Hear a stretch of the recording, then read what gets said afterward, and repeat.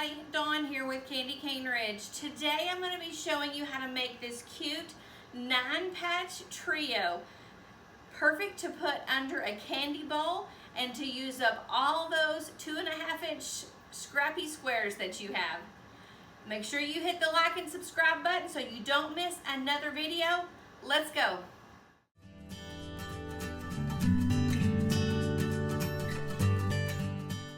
We have everything laid out except our top and bottom borders. We're going to start and we're going to take this end and this end to the sewing machine. And we're going to stitch those together since they're exactly alike. The one in the center, this is more of a reverse 9-patch, or that's kind of what I call it. So everything is laid out. We have the alternating colors in each row, but I'm going to actually chain piece this together. I'm going to start and I'm going to take this middle row and I'm going to flip it over, and I'm just going to stitch right down the side using a 1/4-inch seam allowance.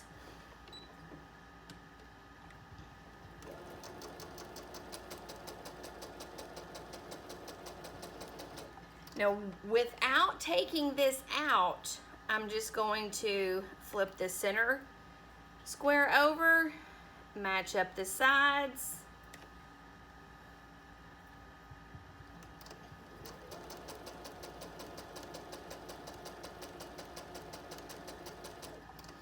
And this is what you call chain piecing. It saves thread because you don't have to actually cut your thread and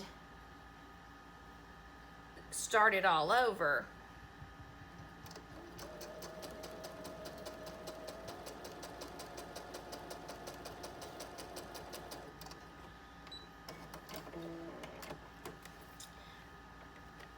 So here's those 3 pieces.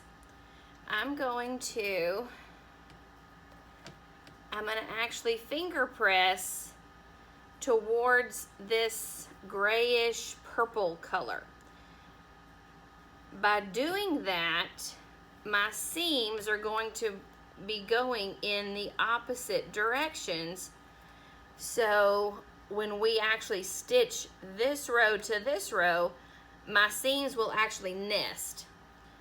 So I'm going to just take that one and flip it over. It's all still attached right here, which is going to be very helpful.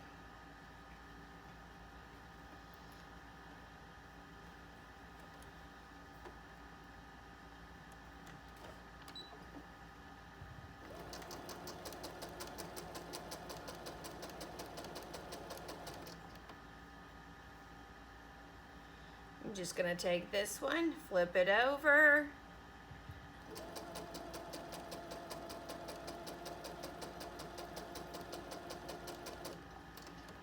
We're stitching right sides together.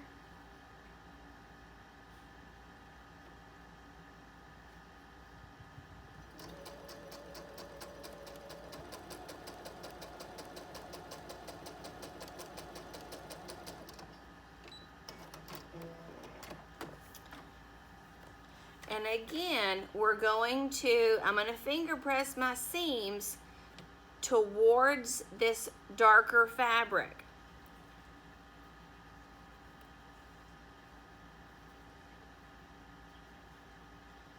I'm going to trim these little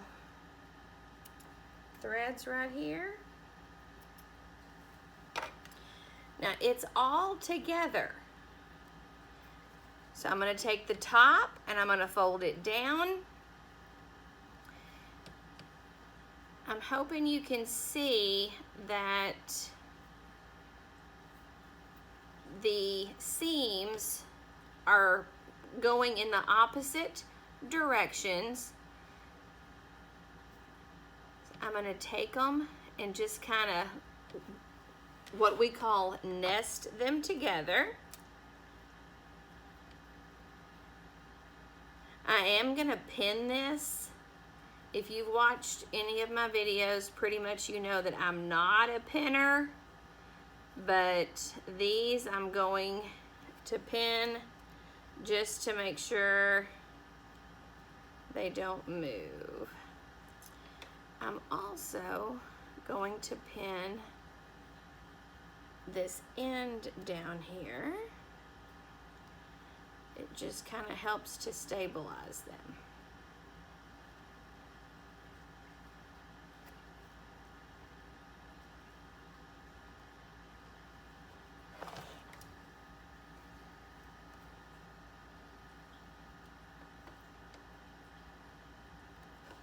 And again, we're just stitching with a 1/4 inch seam allowance.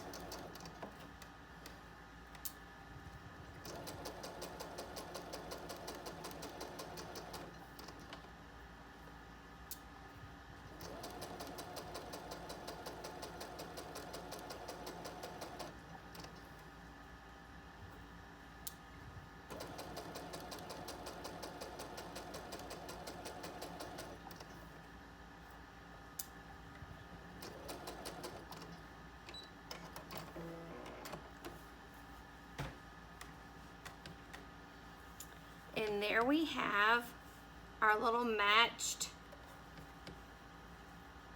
points right there. I'm going to do the same thing. I'm going to take the bottom and flip it up, and I'm going to turn it around so it's easier for me to work with. Because my fabric is non-directional, there's not really a top or a bottom.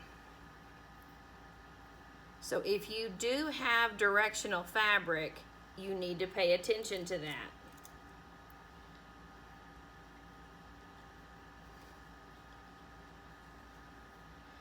And my points don't always line up, but I'm not overly picky either.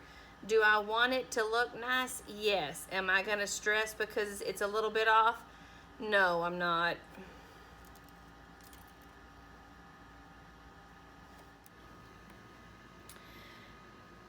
We have all of our 9 patches done. So now we're going to take our sashing and we're going to stitch it to our 9 patches.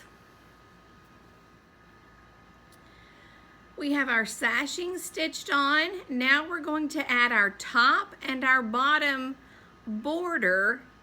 Now I'm just using scrap pieces that I had actually stitched together, so you can kind of see a seam, but I'm just using actual scraps from my scrap buckets that I have. And so this is going to be a scrappy fall table runner. There we have our 9 patch table runner. You can use any seasonal fabric. You can do scrappy, but we have 2 9 patch blocks and 1 what I call an inverted 9 patch. With a 1 inch border and sashing around, the possibilities are endless. Thanks for watching. See you next time. So here we have our 9 patch trio.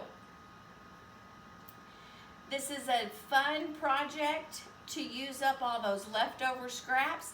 Thank you for watching. Make sure you like and subscribe so you don't miss another video. See you next week. Bye-bye.